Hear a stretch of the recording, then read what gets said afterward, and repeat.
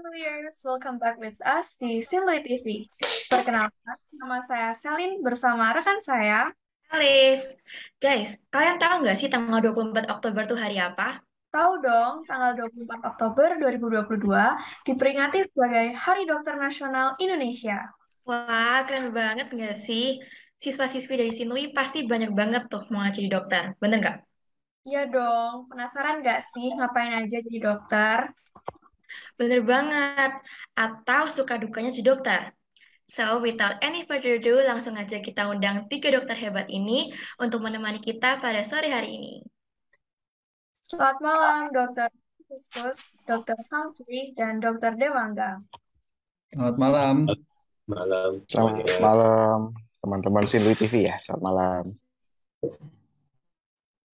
Nah, mungkin sebelum kita mulai, pastinya kita mau kenalan dulu nih sama dokter-dokter ini.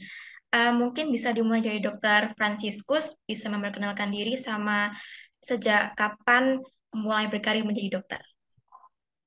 Oke. Selamat malam. Nama saya Franciscus Arifin. Saya selesai pendidikan dokter umum itu tahun 1999. Ya, kayaknya udah lama juga ya. Itu dokter umum. Terus setelah itu saya bekerja sebagai dokter umum dan kemudian melanjutkan untuk pendidikan spesialis bedah. Spesialis bedah itu selesai tahun 2010 kalau nggak salah.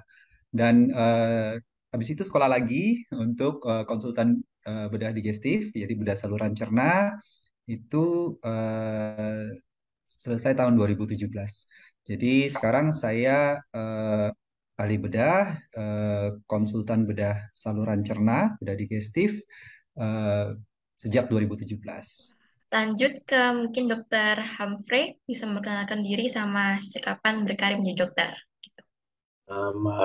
Malam di TV. Saya Humphrey. Saya lulus dokter tahun 97 ya dari UNAIR, dari Erlangga Surabaya.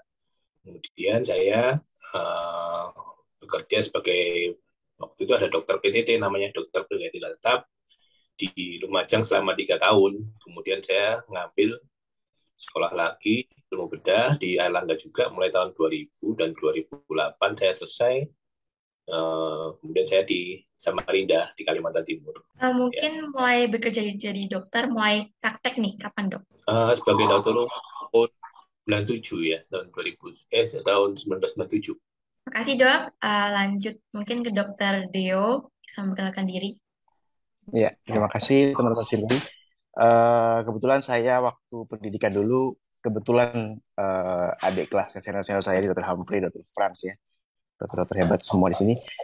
Saya selesai pendidikan dokter tahun 2005, kemudian di Universitas Erlangga, kemudian saya melanjutkan pendidikan spesialis bedah di bawah Dr. Franz, Dr. Humphrey pada tahun 2007, kemudian selesai 2012, kemudian saya bekerja sebagai bedah umum selama kurang lebihnya 8 tahun, dan sekarang saya sedang hampir menyelesaikan pendidikan konsultan. Kalau Dr. Franz bedah pencernaan, bedah digestif namanya.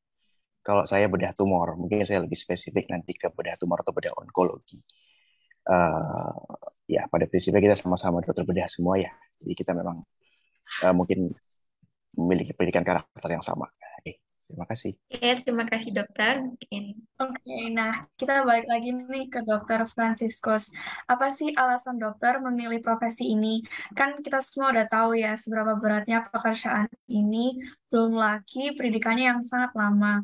Ya, mungkin yang menarik justru pendidikan yang lama itu, karena kalau jadi dokter kita nggak pernah berhenti belajar ya, dan memang jenjangnya cukup panjang. Jadi kalau kita masuk sebagai dari lulus SMA gitu yang masuk jadi dokter umum itu butuh mungkin 6 sampai 7 tahun.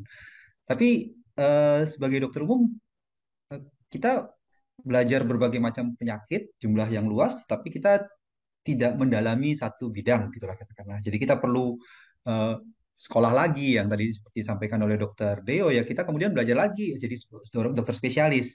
Nah dokter spesialis itu banyak dalam tapi memang lebih sempit bidangnya. Nah kita kebetulan nih yang kita bertiga di sini nih semuanya senang memotong-motong loh kira-kira ya, memotong dan menyambung sebenarnya. Pekerjaan ahli bedah itu sederhananya adalah ya kalau ada bagian yang sakit itu kita buang gitu kan, kalau ada bagian yang rusak ya kita betulkan, kita sambung secara fisik. Karena yang sangat menarik menurut saya di bidang kedokteran itu adalah bahwa satu, ilmunya tuh berkembang dengan sangat cepat ya, dan kita dituntut untuk mau tidak mau terus-menerus belajar. Yang kedua, kita berhubungan dengan manusia. Itu sesuatu yang rewarding juga kalau menurut saya. Jadi kita bertemu dengan orang, kita bisa membantu menyelesaikan masalah orang ya, masalah orang lain ya. Nah, itu sesuatu yang sangat sangat buat saya ya, buat saya pribadi itu sangat apa namanya ya, rewarding ya. Artinya ada nilai yang saya anggap sebagai sesuatu yang positif. Eh, di samping itu kita nggak akan bosen karena bahkan bila misalnya kita menghadapi penyakit yang sama, misalnya kalau di bidang saya lah katakanlah ada pasien dengan hernia gitu. Pasien satu dengan hernia lain nggak akan sama ya, dan itu kita alami terus, maka kita alami setiap hari sehingga ada proses apa ya, proses yang berbeda, variasi yang berbeda dari pekerjaan kita yang setiap harinya eh, memberikan tantangan-tantangan tersendiri. Nah, itu kalau teman-teman suka eh, challenge ya, jangan dilihat berapa lama pendidikannya gitu, karena itu memang requirements Anda mau jadi seorang expert ya, di mana bidang apapun pasti akan ada pendidikan yang lebih dalam ya, lebih lama. Tapi dilihat apakah pekerjaan itu akan kemudian memberikan apa ya, semangat, memberikan dorongan dan Anda suka gitu dengan itu. Saya kira itu sih kalau dari saya. Iya, makasih dokter. Kalau dokter sendiri, apa memang dari kecil ada niatan untuk menjadi dokter? Itu pertanyaan yang menarik ya. Orang tua saya dokter, ya. Jadi memang pada dasarnya adalah cukup banyak. Tapi ya saya nggak pernah punya angkanya sih. Tapi saya melihat bahwa memang kalau kita melihat orang lain melakukan pekerjaan dan kemudian kita tertarik untuk melakukan pekerjaan itu, ya memang peluangnya besar bahwa Anda menjadi lebih berminat kan. Tapi tidak selalu juga. Banyak yang bukan dokter dan orang tuanya bukan dokter dan kemudian menjadi dokter ya, tergantung dari ya itu tadi, Anda punya minat nggak sih? Karena kalau ada passion, ada minat, ya nggak ada masalah tuh, challenge apapun challenge yang Anda bisa jalanin gitu. Tapi kalau enggak, meskipun sudah dikasih katakanlah oke lah, Anda masuk fakultas kedokteran tanpa tes gitu misalnya, toh Anda tidak akan selesai kok kalau misalnya memang apa namanya, nggak ada minat. Jadi eh, ya, kalau pertanyaannya kapan saya berminat jadi dokter, saya bahkan dulu waktu SMP saya ikut Palang Merah Remaja, jadi SMA saya juga sempat jadi ketua Palang Merah Remaja di sekolah saya. Jadi ya eh, mungkin itu juga merupakan suatu dorongan untuk menjadi seorang dokter. Dari saya sih gitu. Silakan. Ya, Terima kasih banyak, Dokter ya, Franz. sama-sama. Oke, jadi buat teman-teman yang mau jadi dokter, seperti katanya Dokter Franz, kita harus punya passion ya dok, punya passion, punya minat untuk menjadi dokter itu. Kalau misalnya teman-teman punya passion, juga harus sangat-sangat diminati supaya cita-cita tersebut bisa terwujud, gitu kan. Em, oke, mungkin lanjut ke Dokter Humphrey. Suka dukanya jadi dokter tuh apa sih dok selama ini? Kalau dibilang suka dukanya ya banyak ya. Ya sukanya kalau kita bisa nolong seorang kemudian berhasil, dia bisa sembuh, ya itu jadi apa? Rasa apa ya? Suka lah, senang lah buat kita ya bisa bisa nolong sama kita ya. Dukanya juga mungkin banyak juga ya. Mungkin kita bisa apa? Khususnya dokter bedah ini ya, mungkin jarang berkumpul dengan keluarga, lebih banyak kehidupannya di rumah sakit. Ini juga mungkin suatu yang apa ya? Mungkin jadi ini juga ya, suatu yang nggak enak ya karena kita sibuk gitu ya kalau kalau ini kalau dibilang gitu ya. Itu aja mungkin kalau kalau senangnya ya itu tadi itu kalau kita bisa menolong orang dan berhasil dan bisa orangnya bisa kembali beraktivitas seperti normal atau apa itu jadi satu kesenangan sendiri sih buat kita. Makasih Dokter Hafrey, bisa dilanjutkan mungkin. Tadi Dokter Humphrey udah bahas seputar pasien nih. Kalau misalkan tanggapan Dokter Deo mengenai em, apakah Dokter Deo pernah menghadapi pasien yang mungkin kurang bisa diajak kerjasama? Baik, terima kasih.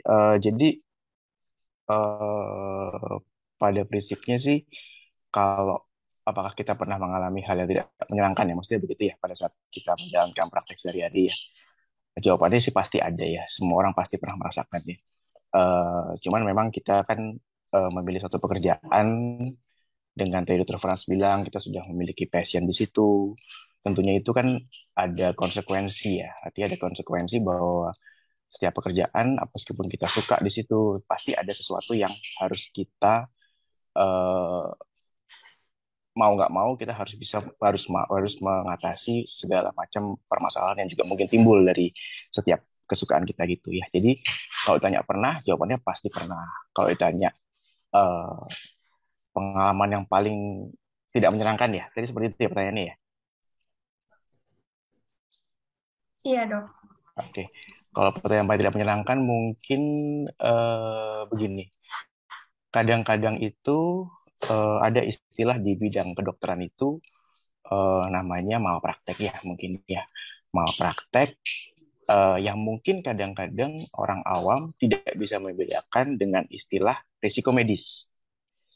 Kalau misalnya sedikit dibahas, malpraktek adalah suatu eh, ada misprosedural di situ, ada prosedur yang mungkin tidak dilaksanakan sehingga terjadi komplikasi pada pasien. Nah, beda dengan misalnya dengan risiko medis. Risiko medis itu berarti seorang tenaga medis sudah mengerjakan sesuai prosedural, tapi muncul komplikasi medis.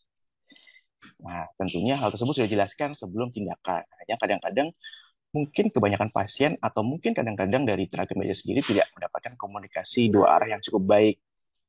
Nah, sehingga pada saat itu terjadi suatu mungkin tuntutan medis ya, meskipun pada akhirnya eh, pasien tersebut eh, yang sebenarnya tanda kutip bersalah adalah pasiennya karena itu adalah sebuah risiko medis. Cuman itu hal itu menjadi suatu pengalaman mungkin yang sampai sekarang saya tidak akan pernah lupa ya. Jadi ada tuntutan dari pasien meskipun itu adalah sebuah risiko medis bukan suatu malpraktek tapi menjadi pengalaman dan pelajaran ke depan sekali bahwa komunikasi efektif kepada pasien itu juga sangat penting. Itu sih pengalaman yang mungkin yang paling buruk ya.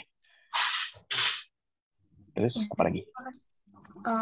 Kalau misalkan cara dokter menghadapi peristiwa tersebut, mungkin Oke. Em, Sebenarnya pada prinsipnya sih setiap tindakan, setiap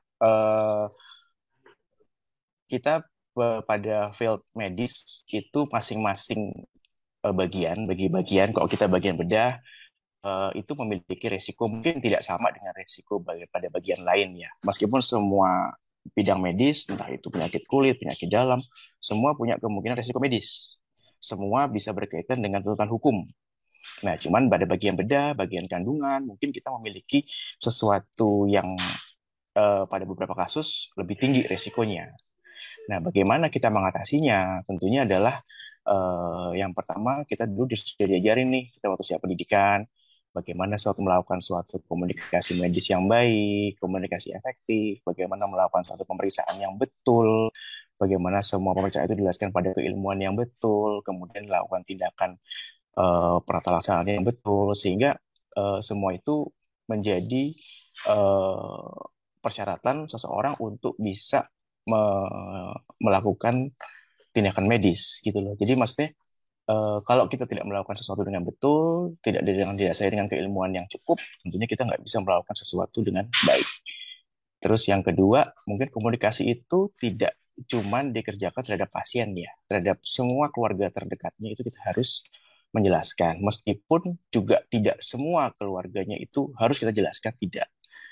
Tapi ada ketentuannya pada usia sekian, di bawah 17 tahun, kita harus bertemu dengan orang tuanya, atau pada pasien yang tidak sadar, kita harus ngomong dengan keluarganya juga. Artinya komunikasi itu selain pada pasien juga harus pada keluarganya. Mungkin gitu ya. Oke, terima kasih banyak, Dok. Sama-sama. Um, Oke, oke, lanjut lanjut nih. Sekarang kita mau tanya ke Dokter Franciscus lagi. Eh, Kira-kira nih, lihat-lihat di nama gelarnya, dokter bedah spesialis, dokter spesialis bedah digestif ya dok, benar? Oke, kira-kira kenapa sih dok? Kenapa kok milih di bagian bedah itu? Kenapa dimilih di bagian digestif? Wow, ini pertanyaan yang menarik juga ya. Memang agak agak agak tidak mudah kalau kita pada dasarnya gini, kalau kamu nanti sekolah ya misalnya sebagai dokter umum ya, kita akan melewati semua bagian. Ya, Anda akan masuk penyakit dalam, bedah, kulit, jiwa, kemudian apa namanya pediatri ya, anak ya, kandungan dan sebagainya. Nah, pada waktu itu Kak, kita bisa melihat ya bagaimana dokter-dokter senior kita, guru-guru kita itu bekerja. Dan kita juga bisa melihat di mana sih ketertarikan ketertarikan atau apa sih yang menjadi daya tarik, bagaimana ilmunya itu menjadi sesuatu yang apa namanya kemudian oh oke, saya lebih prefer ini ke itu gitu. Nah, kalau saya untuk masuk bedah saja itu saya melihat bahwa kita punya peluang yang besar untuk menolong pasien-pasien yang memang kritikal ya. Jadi yang penyakit-penyakit yang mengancam jiwa kira-kira begitu. Makanya memang kalau di kedokteran kita punya sebenarnya sih bukan istilah yang tepat ya, tetapi ada bidang-bidang yang memang berhubungan atau apa namanya berkaitan dengan banyak ya, banyak penyakit-penyakit yang berkaitan dengan eh, apa ya eh, hidup orang itu bisa survive atau orang itu eh, eh, meninggal karena penyakit itu. Nah, di bedah itu banyak penyakit-penyakit yang memang bisa mengancam jiwa dan we can do something about it. Ya, kita bisa melakukan sesuatu dengan tentunya dengan tindakan atau dengan apa namanya prosedur operasi ya. Jadi di samping penyakit-penyakit yang menarik, ya, menarik dalam artian secara saintifik ya, dan kita bisa membantu orang yang juga terancam jiwanya gitu ya, patah tulang gitu misalnya, perdarahan yang hebat di dalam perut misalnya, itu semua ditangani oleh seorang ahli bedah. Ya, jadi itu yang menarik dan kita do something with our hands itu juga menarik ya. Jadi kita mengerjakan operasi itu di samping kita harus mempelajari ilmu bedahnya. Jadi teorinya, dasar kenapa penyakit itu muncul dan pengobatan bagaimana kita mengobatinya secara medis atau dengan obat-obatan, kita juga harus belajar bagaimana cara melakukan tindakan. Dan kalau kamu senang dengan doing something with your hands ya, kamu dengan keterampilan, yaitu bedah merupakan salah satu tempat yang eh, proporsi antara ilmu yang harus dipelajari secara teknis ya, secara apa namanya kognitif ya atau keilmuannya dan tindakan yang harus kamu lakukan itu balance banget. Jadi separuh-separuh lah kira-kira gitu. Ya. Dan mau tidak mau penyakit-penyakit bedah akan meminta atau mengharuskan kamu melakukan suatu tindakan ya, tindakan operatif, biasanya tindakan operatif atau mayoritas tindakan operatif. Itu bedah ya. Kemudian bedah digestif. Bedah digestif itu eh, menurut saya itu tantangannya besar. Besar karena kalau tadi dokter Deo bilang bahwa ada di selain bedah digestif kan ada bedah onkologi, tetapi bedah digestif itu juga bertanggung jawab atau mengurus atau melakukan tindakan pada onkologi saluran cerna gitu. Ya, jadi mungkin namanya agak menyesatkan. Jadi bedah saluran cerna atau bedah digestif itu bukan hanya menangani kelainan-kelainan yang apa namanya di saluran cerna yang bukan tumor atau keganasan, ya, tetapi juga menangani keganasan di saluran cerna. Ya, memang namanya aja bedah saluran cerna, tapi baik yang jinak maupun yang ganas kita tanganin semua. Itu, nah, dan itu banyak banget. Ya, Anda bisa bayangin tugas saya sebagai ahli bedah digestif itu mulai dari mulut sampai ke dubur. Ya, dan di situ ada organ yang banyak sekali. Ya, ada hati, ada tumor hati, ada pankreas, ada tumor pankreas, ada kolon atau saluran cerna usus besar ya, usus besar kolon itu, dan ada tumor kolon, ada tumor rektum, banyak sekali. Jadi kelainannya banyak sekali ya memang, dan prosedur operasinya sangat bervariasi. Bedah digestif itu menangani operasi yang bisa 15 menit, bisa 30 menit, misalnya katakanlah seperti usus buntu, itu sebagai bedah umum juga kita kerjakan. Tapi juga mengerjakan operasi yang kompleks, misalnya beberapa hari yang lalu, misalnya saya harus mengerjakan operasi Whipple. Whipple itu kira-kira sekitar 5 sampai 6 jam operasinya. So, bisa dibayangkan bahwa dengan durasi yang panjang itu prosedurnya pasti cukup complicated ya, cukup ruwet gitu. Tapi itu challenging ya. Sama mungkin juga apa namanya? Sekali lagi, kalau kamu memiliki suatu ketertarikan, maka yang kelihatannya mungkin kelihatan sebagai suatu beban itu menjadi, ya, kamu bisa menikmati gitu. Tapi kalau kalau itu dianggap sebagai suatu, wah, kok capek ya, lelah ya, ngapain ya gitu. Nah, itu ya bahkan pekerjaan yang ringan itu akan menjadi terlihat dan terasa berat gitu, kira-kira karena kamu nggak punya semangat, nggak punya, ya, kembali lagi ya saya sebut sebagai passion tadi untuk melakukan tindakan-tindakan pembedahan seperti itu. Kira-kira begitu, Alice. Jadi semuanya pertama tuh karena preference yang karena bedah itu karena preference, terus karena digestif tuh karena lebih kompleks gitu ya dok. Jadi lebih tertarik dengan kompleksitas tersebut. Oke.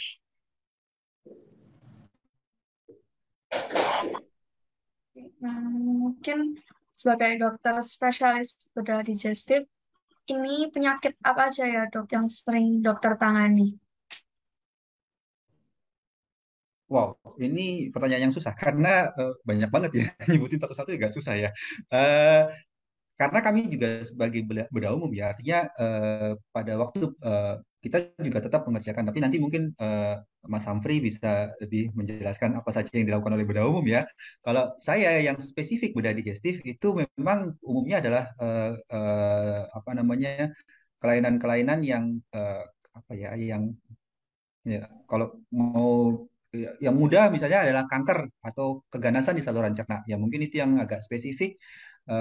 Misalnya kanker hati, ya kanker pankreas misalnya, kanker usus besar. Itu yang kelompok kanker-kanker, ya, kanker atau keganasan ya.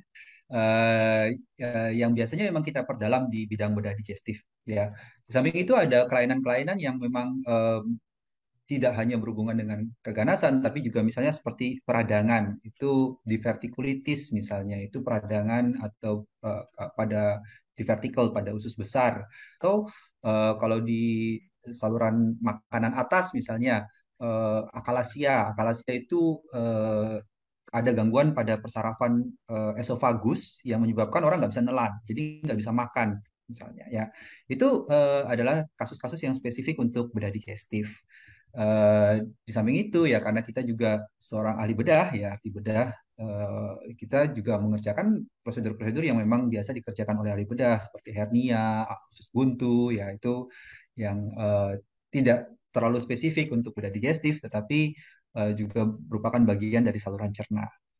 Saya kira itu sih, ya, kalau penyakitnya banyak banget sih, jadi agak susah kalau saya menjelaskan satu persatu. Saya kira mungkin itu membuat gambaran aja apa aja sih yang bisa terjadi. Perlu diingat aja bahwa saluran cerna itu panjang banget ya, dan dari mulut sampai ke dubur, sehingga dia bisa mengalami kelainan-kelainan yang banyak sekali. Kira-kira begitu, Ya, baik Elin? dok. Ya, ah. Oke, mungkin kalau untuk dokter Humphrey bisa menjelaskan kasus-kasus yang ditangani apa saja di dokter bedah umum.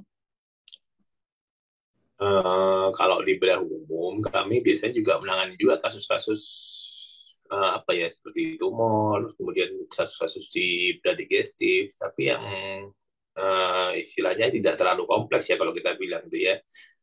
Sebenarnya gini, di kedokteran tuh kan luas sekali ilmunya ya. Jadi ada penyakit kulit, penyakit dalam, anak-anak, saraf gitu ya. Makin lama ilmu tadi akan makin mengerucut ya.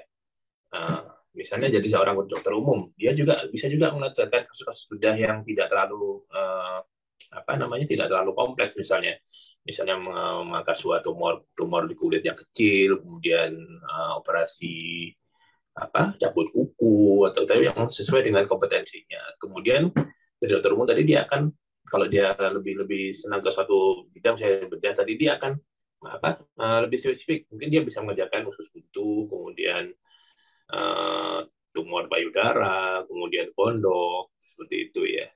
Nah, dari bedah umum sendiri dia akan makin mengerucut lagi seperti dokter Van dan dokter Dio tadi itu. Dia ada di bidangnya, bidang bedah digestif, kemudian di bedah apa kepala leher, bedah onkologi atau bedah tumor atau kasus bedah anak. Eh, Dia akan semakin mengerucut. Jadi semakin ini jadi semakin yang ditangani lebih spesifik gitu ya. Kira-kira begitu. Ya. Oke, kasih ya dok, semuanya.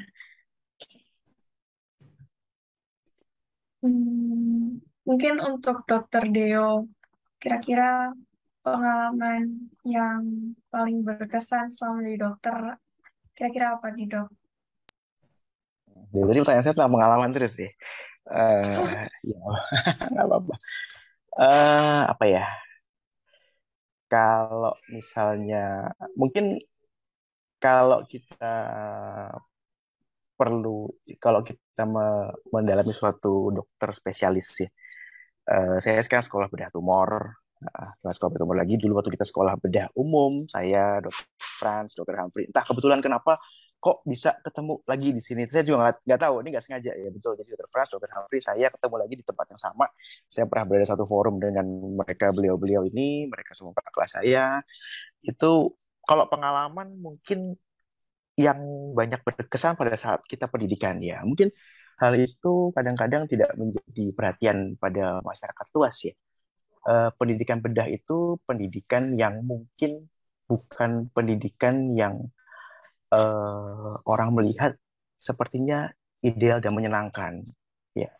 Jadi ada banyak suka, tapi dukanya juga lebih banyak lagi gitu loh. Jadi kita itu pendidikan dulu tuh benar-benar menekankan pendidikan karakter. Artinya kita percuma jadi orang yang pinter, jadi orang yang jago operasi, tapi kita nggak punya karakter yang baik. Itu percuma. Jadi pernah ada orang ngomong, senior kita ngomong, orang kita memegang pisau ya namanya, kita memegang pisau bedah istilahnya mungkin ya. Memegang pisau bedah dengan attitude atau perilaku yang buruk akan menjadi orang yang sangat berbahaya. Tanda kutip konotasinya jelek. Ya, artinya berdasarkan dari cerita tersebut, pengalaman penanganan pasien pada saat kita pendidikan itu banyak sekali ceritanya, banyak sekali suka dan duka deritanya lebih banyak lagi. Tujuannya apa? Supaya nanti kita itu menjadi ahli bedah, bisa menjadi ahli bedah yang berguna bagi masyarakat, berkelakuan yang baik, dan tentunya karakter kita itu harus kita miliki kuat selain keilmuan dan skill kita. Mungkin seperti itu aja sih yang boleh saya ceritakan, bahwa pendidikan kita itu mengambil banyak pengalaman yang mungkin sampai saat ini kita nggak bisa lupa. Kita kalau mau cerita lagi banyak kita cerita seperti itu. Nah, jadi mungkin hal itu yang nanti menjadi cerita ya. Mungkin Dokter Franz sudah senyum-senyum, hampir senyum-senyum itu mungkin Moga-moga kita ingat lah zaman dulu kita sebut. moga-moga Iya. penderitaannya Dokter Dio tidak saya kontribusikan ya. Saya tidak berkontribusi pada penderitaannya Dio ya. Ya, mungkin semua tahu lah. Mungkin di pendidikan Ya, Sinui oke. juga ada senioritas dan itu sudah hal yang diterima selama dia masih dalam tahap wajar. Begitu pula di tempat kita, pendidikan kita juga seperti itu, di semua bagian seperti itu, termasuk di bedah. Yang karakternya juga, ya mungkin kadang-kadang orang bisa lihat orang bedah kok karakternya keras-keras sih. Kenapa sih? Karena latar belakangnya dulu seperti apa gitu. Ya, jadi kognitifnya ada, afektifnya ada, psikomotornya ada, attitude-nya apalagi harus ada. Mungkin gitu aja sih pesan saya ya. Oke, wah nggak nyangka banget nggak sih tiga dokter hebat ini ternyata dulu pernah berkuliah di universitas yang sama dan juga sekarang di satu forum Zoom ini dan menceritakan nostalgia mereka dan kesulitan mereka menjadi dokter, suka dukanya, terus juga kesan pesannya juga. Terima kasih banyak buat dokter ketiga dokter ini. Em, teman-teman yang mau jadi dokter harus semangat dan harus punya minat yang benar-benar minat untuk menjadi dokter ini karena kita tahu jadi dokter tuh nggak mudah dan pasti banyak rintangan up and down-nya. Jadi harus survive melalui semua hal itu. Gitu. Nah, buat Sinluyir, mungkin pasti banyak banget nih yang bercita-cita ingin menjadi dokter, seperti Dokter Franz, Dokter Humphrey, dan juga Dokter Deo. Eh, buat Mungkin buat Dokter Humphrey bisa menyampaikan beberapa pesan dan nasihat nih kepada teman-teman Sinlui. Ya, buat teman-teman semua, seperti yang kita bicarakan tadi, untuk menjadi dokter yang baik, kita harus mempunyai minat dulu. Itu yang paling penting. Masalah keilmuan, terus kemudian skill, itu semua bisa dipelajari. Jadi yang paling penting menurut saya sih, ya kita harus berminat dulu. Passionnya harus ada dulu untuk di sana. Seperti itu. Jadi intinya mungkin seperti itu kalau menurut saya ya. Gimana Dr. Franz? Setuju sekali Mas Sam. Ya tadi saya sampaikan bahwa eh, it's difficult ya, it's a difficult road, but it's an interesting and promising ya. Artinya bahwa ada ada kalau kamu memang tertarik ya untuk menjadi seorang apa namanya dokter, ya memang ada apa ya, ada apa istilahnya, ada sesuatu yang yang harus menyala dulu, bahwa ada di motivasi yang kuat sekali bahwa I can do something for other people gitu kira-kira ya. Itu mungkin penting banget ya, karena memang kadang-kadang kalau kalau motivasinya mungkin ya biar keren gitu ya, misalnya supaya ada gelar DR di depannya, nah itu kadang-kadang ya boleh sih, tapi it's not enough gitu, karena mungkin challenge-mu akan lebih besar daripada motivasi itu. Nah tapi kalau motivasimu lebih besar daripada lebih tinggi dan lebih apa ya, lebih eh, ya lebih bagus daripada itu, maka challenge itu meskipun tinggi nggak akan lebih besar daripada motivasimu gitu, daripada semangat, daripada passionmu. Dan challenge itu akan bisa, apapun challenge-nya akan bisa di overcome, bisa ditatasin gitu, asal memang kita betul-betul punya yaitu tadi semangat, passion, motivasi yang kuat untuk mencapai sesuatu. Dan it's a very interesting world lah. Kalau Anda memang mau nyemplung, take it for us, from us gitu ya, bahwa it's a very rewarding profession ya. Ya memang profesi lain tidak salah juga, tetapi profesi dokter itu rewarding juga ya.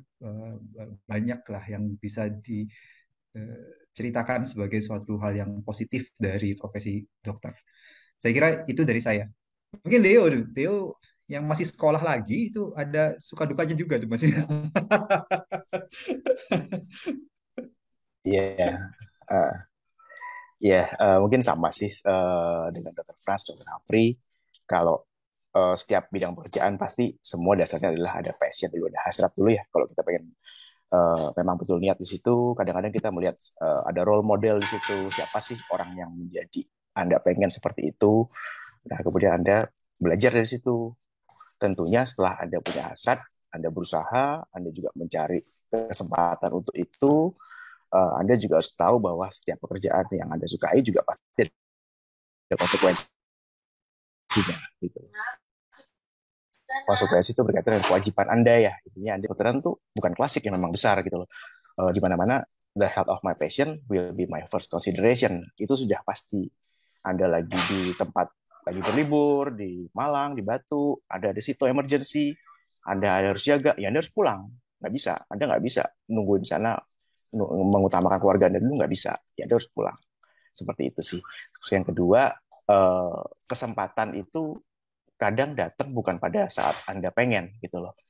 Pada saat memang Anda harus dapat, Anda akan dapat. Jadi jangan patah semangat. Kapanpun Anda memang pengen ingin terhadap suatu bidang ilmu, terhadap pekerjaan, Anda tetap terus berusaha dan yakinlah kalau saya memang Anda terus berusaha, suatu saat nanti akan dapat. Saya nggak tahu sih pengalaman selama ini meskipun banyak jalan terjal, akhirnya nanti akan dapat juga kalau ada waktu itu berusaha dan niat sih. Mungkin itu aja sih. Dr. Frans, Dr. Humphrey, dan teman-teman Sinlui TV ya. Oke.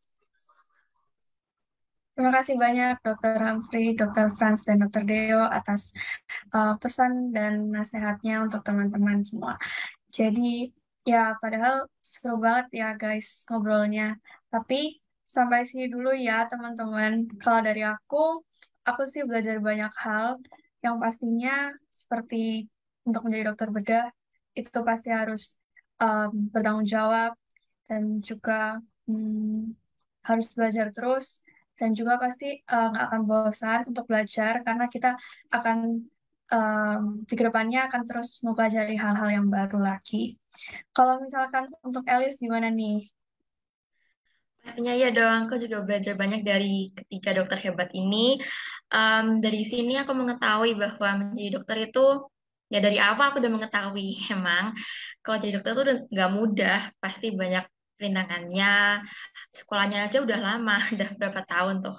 Dan sesuai katanya dokter Franz, em, kita harus punya passion, punya minat untuk em, emang bener-bener passion yang kuat untuk menjadi dokter supaya kita nggak gagal di tengah jalan atau kita pulang di tengah jalan. Jadi kita harus benar-benar survive dan selalu belajar terus sesuai katanya dokter Fred.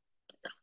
Jadi buat teman-teman di sana, apalagi Sinluyers, harus tetap semangat buat di dokter. Oke. Ya, terima kasih banyak buat ketiga dokter yang sudah menyempatkan waktunya buat sharing-sharing bareng bersama kita pada malam hari ini.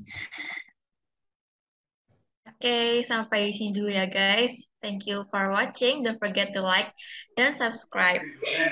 Dan oke. Oke, terima kasih Terima semua. kasih. Banget dokter. See you. Oke, bye. Di lain waktu. Yuk, sampai ketemu lagi.